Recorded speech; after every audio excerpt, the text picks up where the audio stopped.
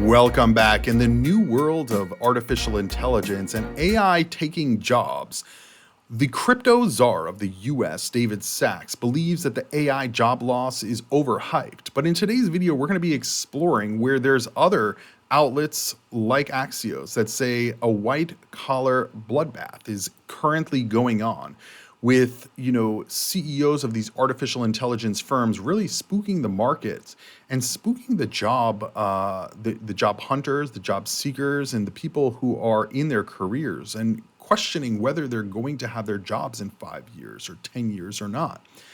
And what's interesting is I posted a video a few weeks back where we covered some tweets, and one of the tweets said, there's an entire generation studying in school and going into debt to learn jobs that are no longer going to be there.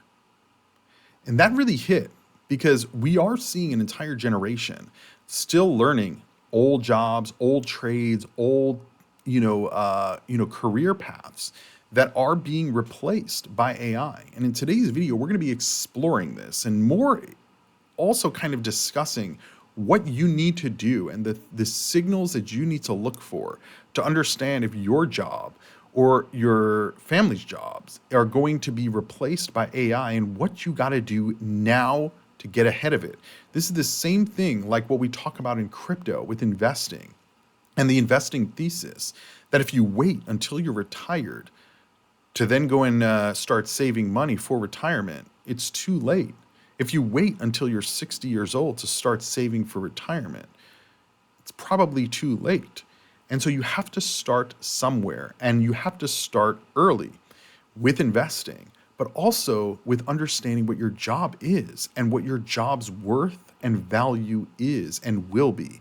Because at the end of the day, we're no longer in a world that our parents or grandparents were in, where they can work a job for the rest of their life and not have to worry about saving up for their 401k, saving up for retirement. Are they going to be able to even retire? Can they pay their bills month to month and all of that? We're in a completely different world right now.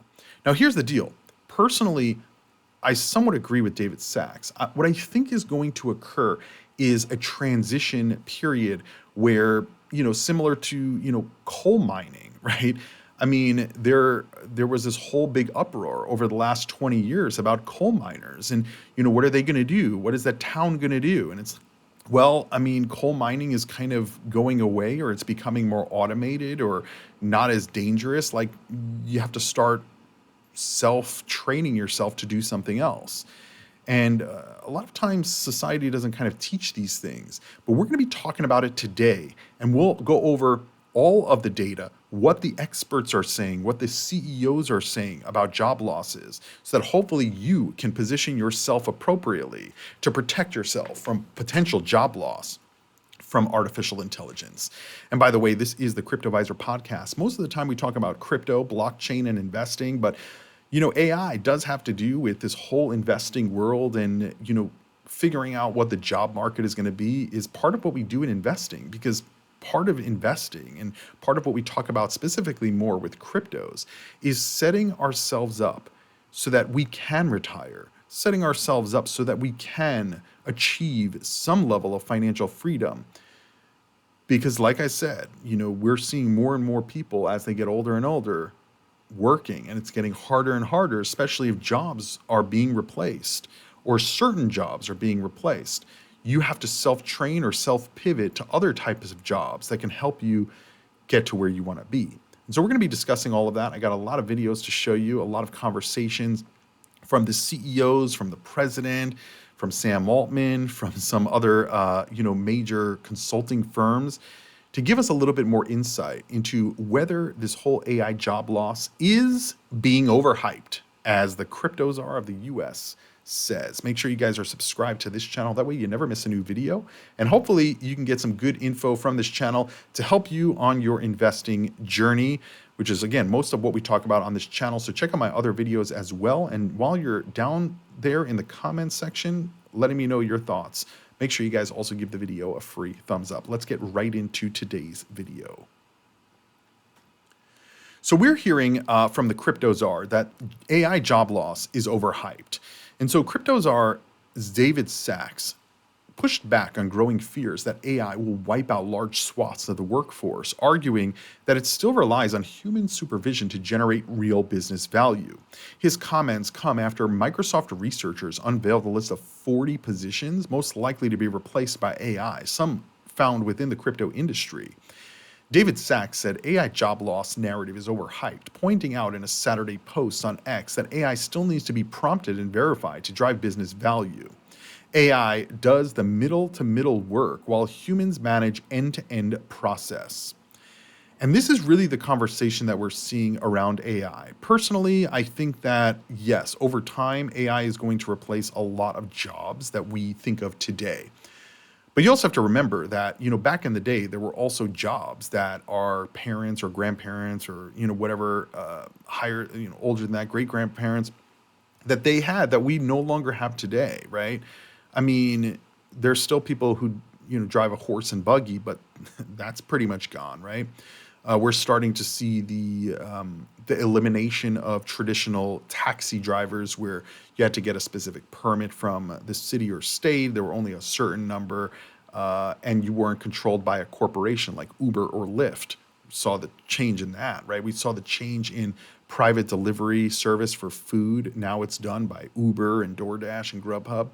So we have constantly been seeing these kind of transition away from old style jobs to new style jobs. And what, like for instance, when I was growing up, everything was about IT. Oh, you want to go become a doctor, go become a lawyer, or get an IT. Those were great jobs. And again, that was because the IT world needed a lot of human intervention, a lot of human education, a lot of all of that stuff. Now, a lot of those processes have been automated. So a big department may only need to be a small department now. But those people who used to be in the department either aged out of those jobs or went on to do different things in that field. And I do believe and agree that I don't think we're at the point, or even probably in our lifetimes, we'll be at the point where AI takes over all the jobs.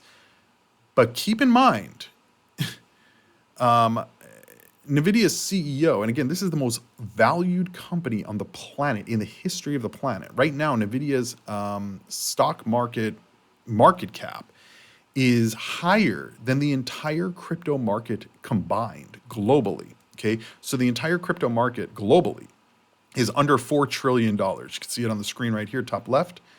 NVIDIA's market cap right here in the middle right of the screen is $4.3 trillion. Okay, so I'm going to listen to what he says a little bit. And what Jensen Huang said is that it's not likely that you'll lose your job to AI, but you're going to lose your job to somebody who uses AI. Let's listen to what he says, and then we'll give our thoughts on it. Remember that AI is the great equalizer. And what I mean by that is, in fact, because we use AI for research, and my primary use case for AI is doing research and being my tutor. It's helping me become better and better informed in a lot of different fields that I otherwise, are relatively new at. And so don't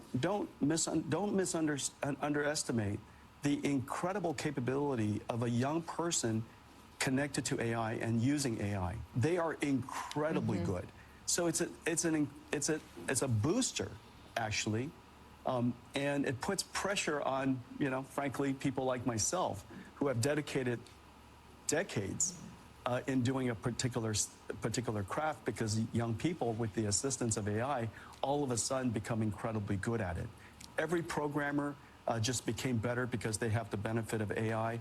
Every researcher just became better because they have access to AI to help them do additional research. Every doctor just became better because they have the ability for AI to help them do diagnosis.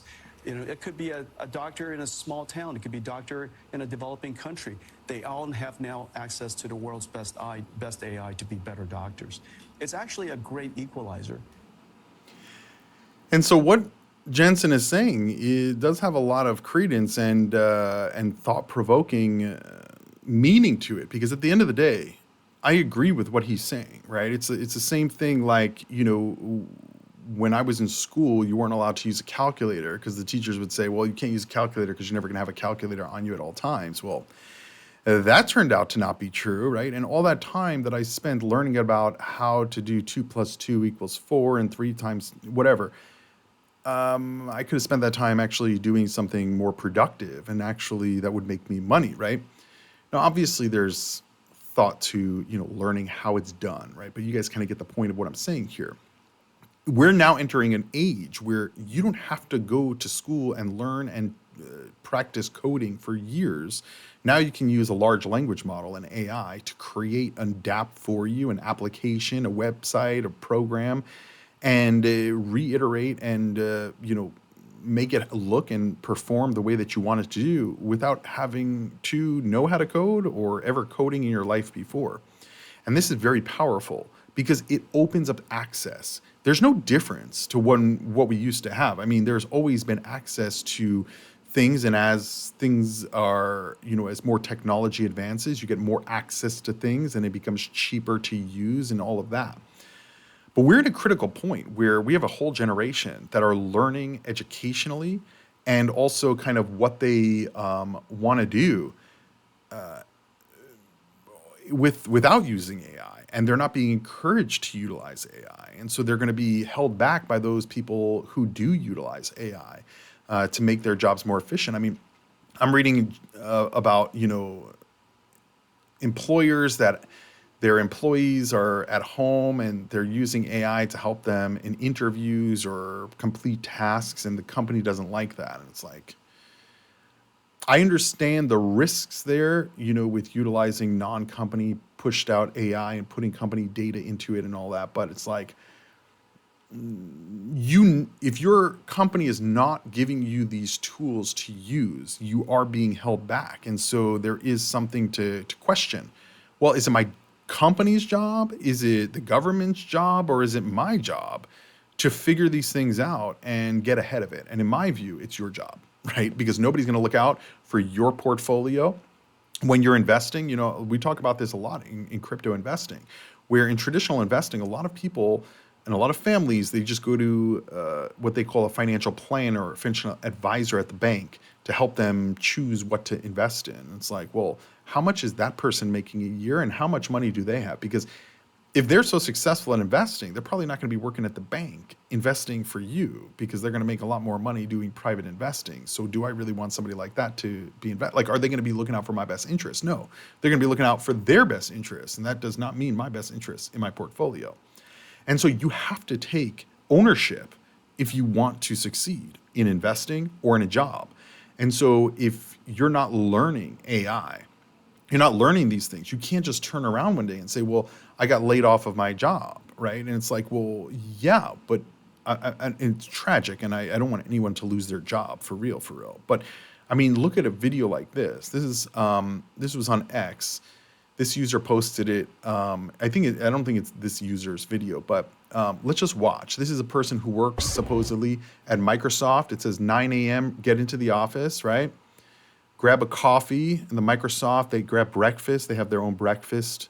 Start work at 9:45, right? So already been there 45 minutes, haven't even done anything. Go get a quick snack at 11, more snacks. Then a team discussion, right? Then back focus work, sitting on a computer. Then we got lunch. Got them making lunch in the company cafe. Whoa, got to get dessert. Make sure you get some ice cream before you go back to work, quote unquote. Got to go play games, chilling in the office, then back to work, right? So maybe like 2 hours of actual work. And granted, this may just be for the video. This may be a little bit exaggerated. But the point is, right, if you really, really think about what some of these people who go to offices do, the company is going to look at it like, oh, well, we can automate this. We don't need to pay somebody to come in and just, eat in the office all day and do a little bit of work. And I think this is where companies also kind of don't know how to deal with the whole AI world. But we are seeing more and more companies like Microsoft laying tens of thousands of people off this year. Meanwhile, the CEO of Anthropic, one of the world's most powerful creators of artificial intelligence, has a blunt and scary warning for the US government and all of us. He said AI could wipe out half of all entry-level white-collar jobs and spike unemployment 10 to 20% in the next 1 to 5 years. He also said that AI companies and the government need to stop sugarcoating what's coming.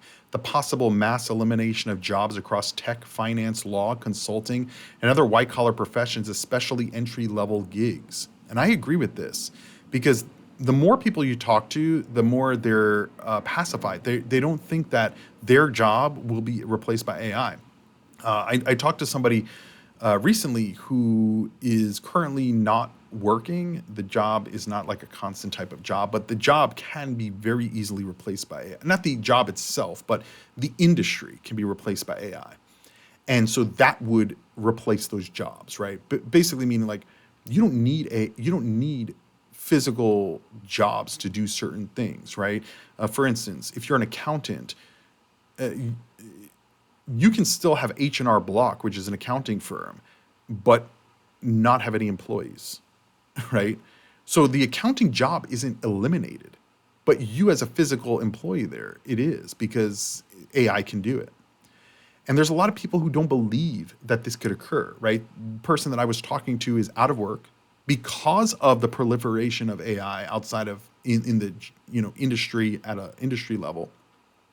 They don't believe that they're going to be replaced by AI. They don't see how they are already being replaced by AI by being out of work.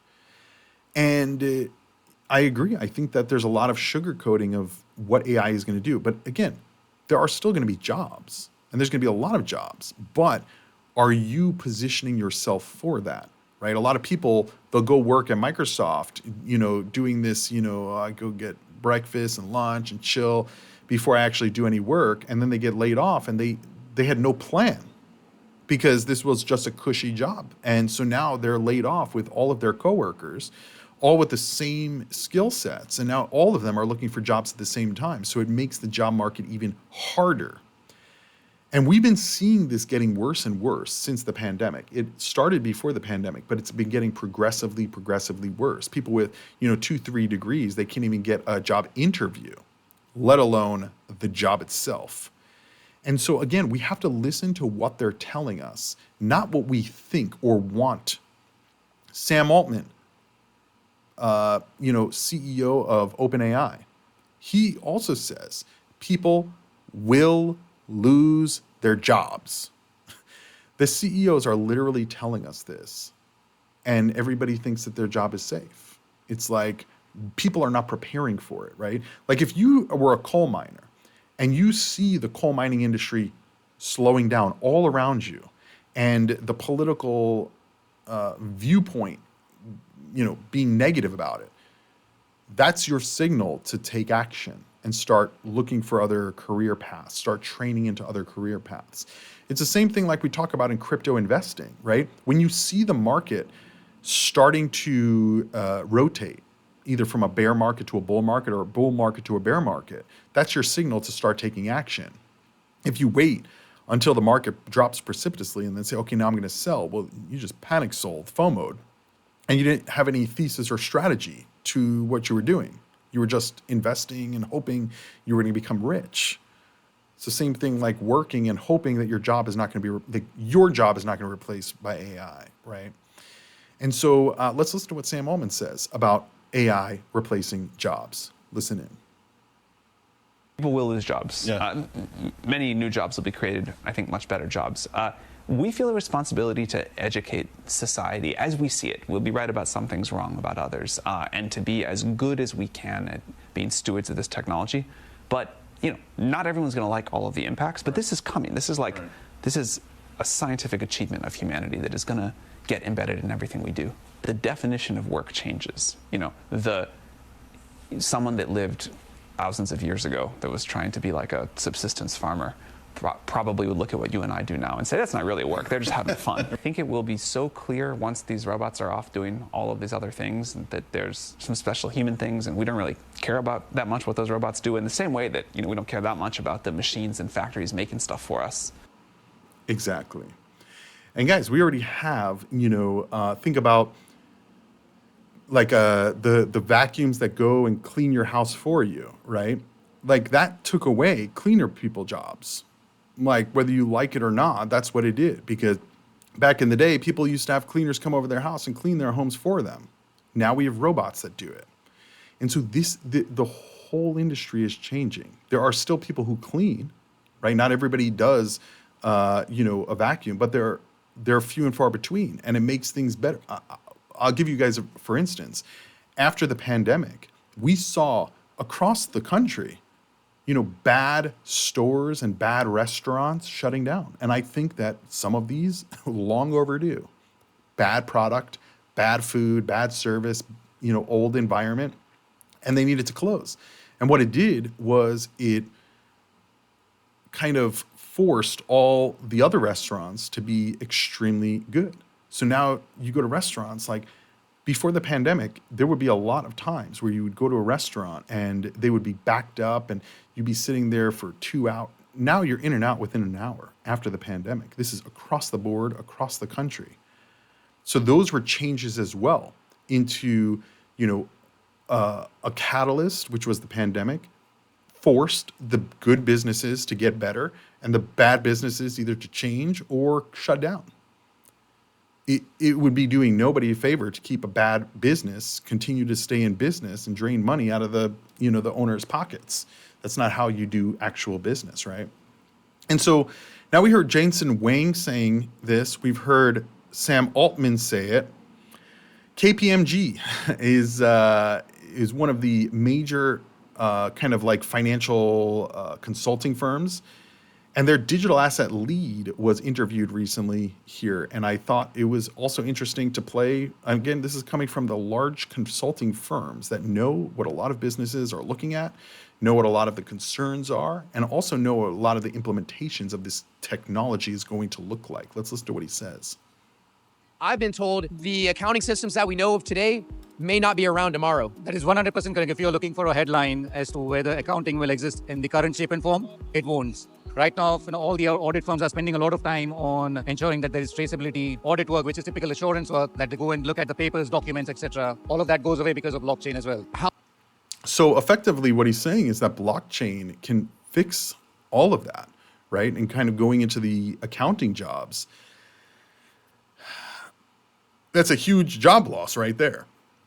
And so there's people that are in school right now learning how to be an accountant, and those jobs are not going to be there in 5 to 10 years. So what are these people going to do, right? There are jobs that will be around within the accounting world, but the traditional accountant is different. The same way that a doctor 30 years ago is different than a doctor today, right? Doctors today, they follow very strict protocols. Back in the day, the doctors would kind of look more on a case-by-case patient basis, right? So everything is changing.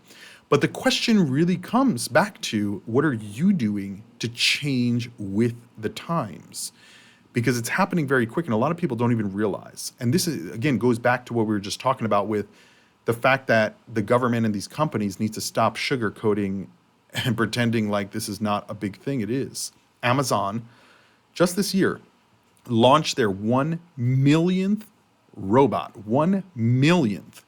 And keep in mind, 75% of all deliveries had some type of, robot or artificial intelligence. 75% of Amazon deliveries have AI or robotics involved. This is a huge shift from what we used to see of employees in these warehouses, right? Over 700,000 employees have been upskilled through training programs that prepare for their workforce for the future, right? Upskilling. So they had somebody who was a picker in the warehouse.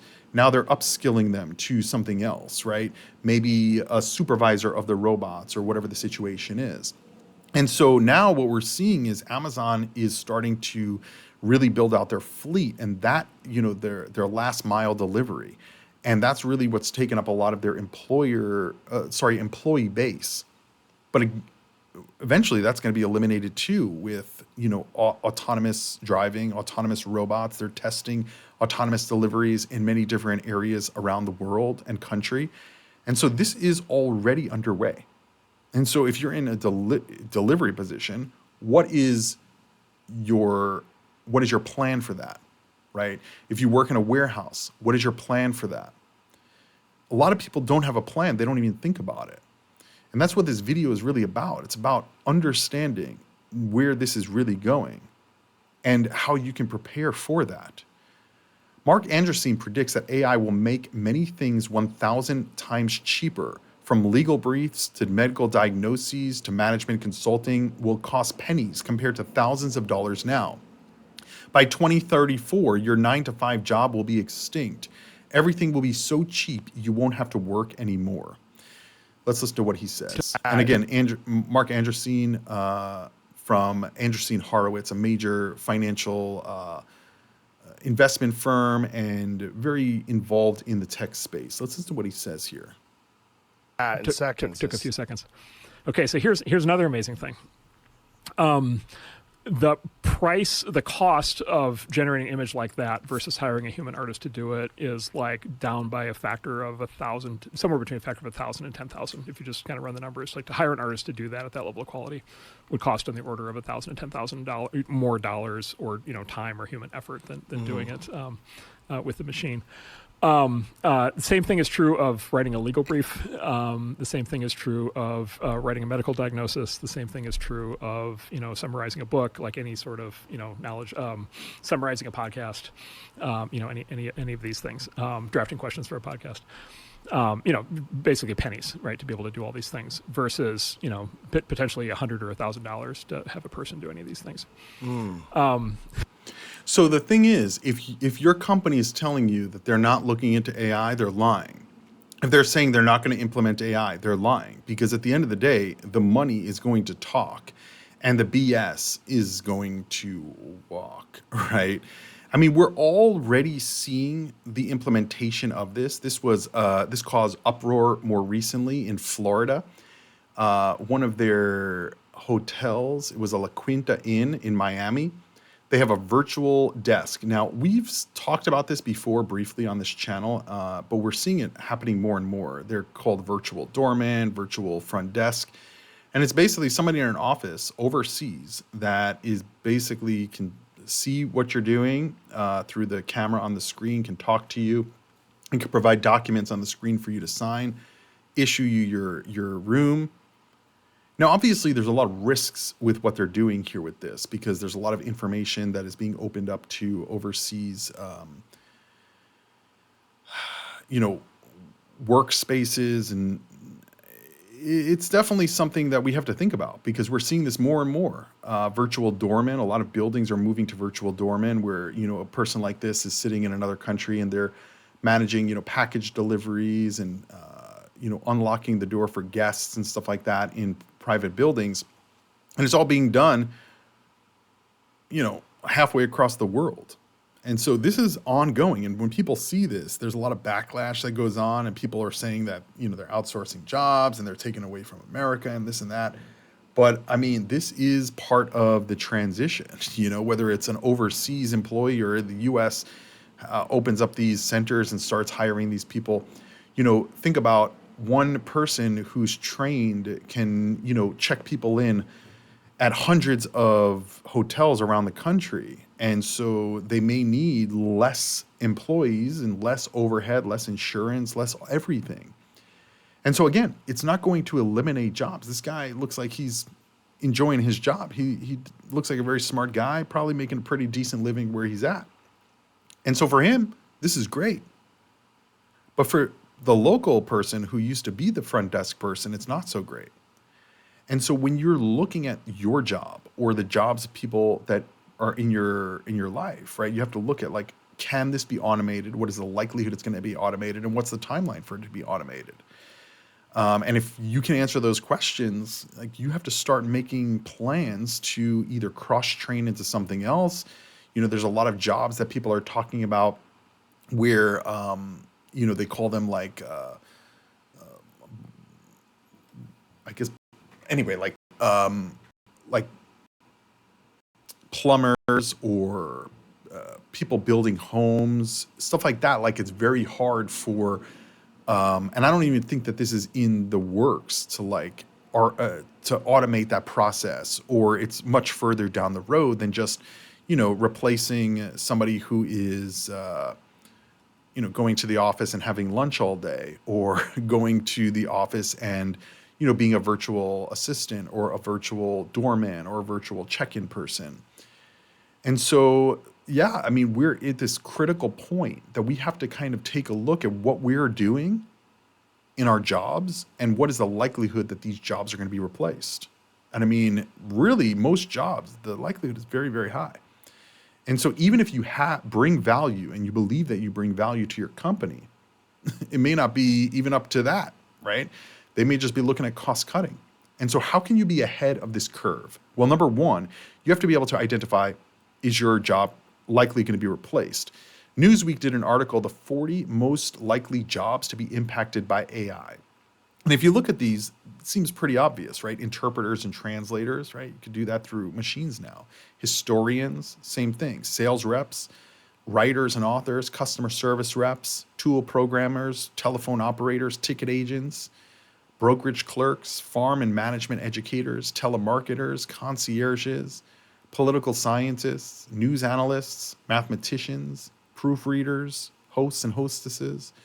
I mean, these jobs, these are what they would consider, like first to go type jobs. But that doesn't mean that they're going to be the only ones to go. And so in today's video, I showed you guys, David Sachs believes that the job loss situation is being overhyped. And in the shorter term, it may be, right? I don't think they're trying to eliminate every job immediately. But we're starting to see the slow transition away from these legacy type jobs and into AI. We're seeing it with the accounting, right? It's a lot of that is going into DeFi. A lot of it is going on chain. A lot of it is being automated. We're seeing the same thing with like translator type jobs or language, like speaking type of jobs. Those are being replaced and they're going to continue to be replaced. But you guys are hearing from the CEOs directly that this is going to impact jobs. And so this is your move now to then take that and say, it's not going to be sugar-coated. I need to prepare for another job. Now, whether that's in preparing to learn another job, whether that's investing so that you have a backup if you do go through a job loss situation, because you have to remember, it's not just you losing a job, and it's the whole job losing a job, right? So everybody in that position potentially is losing a job, or similar positions across multiple industries. And so if everybody's losing those jobs to AI around the same period of time, there's an influx of supply of, people seeking work. And that's the worst time to look for jobs, the worst time to transition into new type of jobs, because they're going to choose somebody who has experience over somebody who's looking to transition. So you have to be ahead of the game. Same thing we talk about it with investing, being ahead of the game. But again, they also asked the president about jobs and AI's impact on jobs. And so I want you guys to hear this, because whether you like the president or not, I think it's important to hear, like, from the highest level in the government of the way that they're viewing this. Because again, this is a signal that if you're in a really good, cushy job that you like, that pays well, that gives you free food, you're going to want to keep that job or get a similar type of job. Because the other jobs that they're creating, these are not the jobs that people are going to be excited to go to. And let's listen to what President Trump says about this. Mr. President, a question on AI. How do you want Americans to think about it? Are you concerned about job loss or privacy, or do you think this is the new technology? Well, it's interesting because we need jobs. We need a lot of people to work. We're going to be building very shortly hundreds of factories, including AI. We're building a lot of car factories. They're all coming in from other countries now in order to avoid paying the tariffs. And we need people working. So if AI can help us with that, that's a positive. Because we're not going to have enough workers to take care of it if we don't create something. So whether it's robots or whether it's AI, we need somebody to take care of. Do you agree with that? I agree. So many jobs to build. I mean, think about $15 trillion.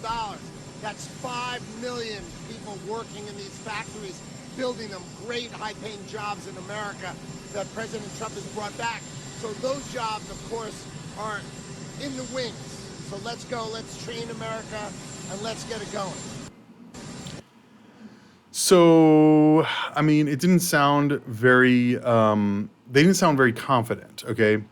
Granted, they are going to be building these factories. You heard President Trump say they are going to be building AI, robotics in them, but they're also going to need people to work in these factories. But the difference here is, guys, is that we're just changing. We're in a changing world right now. And you either are changing with it or you're going to be left behind. Either way, the world is going to continue to change and evolve and become hopefully better. And in my view, you are hearing from the CEOs of these large AI firms, you're hearing from the president himself. There are jobs and there will continue to be jobs, but you got to be able to utilize AI in your job. And going back to NVIDIA's CEO, it's not likely that you'll lose a job to AI. You're going to lose a job to somebody who uses AI. And so you got to start utilizing it now, start understanding how it can help impact your job, and maybe understand maybe you need to get into a job now that is AI oriented in your field so that you're way ahead of the game. Because a lot of people are not thinking this, a lot of people are not, like 95% are not. And they're going to end up working in the factories where they don't want to be working. But that's where they're going to be working because they're not preparing now, and they're going to work every day and getting 5 meals from the company and doing just a little bit of work and not realizing that this is not productive to the company, right? It may be fun and cool and they love it, but the company, from a monetary and productivity standpoint, they could do a lot more and get a lot more productivity and pay a lot less by having AI. And I think that's the world that we're moving into. And so the same thing with investing is planning ahead, preparing for your future, protecting your future. And some of that includes investing, and a lot of that really includes understanding what you're going to do to make money and stay ahead of the game. Because if you're not ahead of the game, you're behind. And in this world of ever-changing AI and technological breakthroughs, you're definitely not going to want to be behind. And so hopefully you guys enjoyed this kind of conversation about AI taking jobs.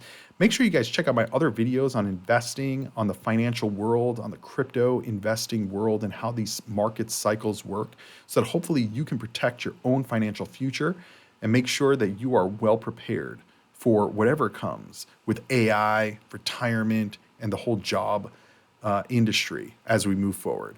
See you guys in the next video. Crypto on.